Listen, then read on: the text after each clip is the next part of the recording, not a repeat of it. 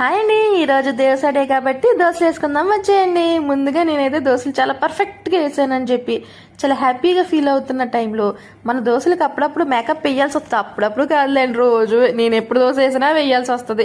మరి మీరు వేస్తారో లేదో మీరే చెప్పాలి. ఎందుకంటే మనం ఎంత వేసినా ఎందుకో ఒక్కొక్కసారి ఆ గరిటికి అంటుకుని వచ్చేస్తూ ఉంటుంది. కాబట్టి ఇలా మళ్ళీ మనం పై మెరుపులు చేయాల్సి వస్తుంది. నేనైతే రెగ్యులర్గా చేస్తాను. మనమేమో మేకప్ వేసుకోమంటామో లేదో కానీ వీటికి మాత్రం ఖచ్చితంగా వేయాలి. ఇంకా ఇక్కడ ఒక విషయం, దీని మీద ముందు ఆయిల్ వేసేటప్పుడు చాలామంది ఇవి ఎక్కువ ఆయిల్ వేయకూడదు అంటారు. తక్కువ వేస్తేనేమో ఇదేమో అసలు ఆయిలే లేకుండా గొడ్డట్లు వేసుకున్నారు అనుకుంటారు. అంటే మా భాషలో మేము అలాగే అనుకుంటాంలేండి. మీరేమనుకుంటారు మీరే చెప్పాలి.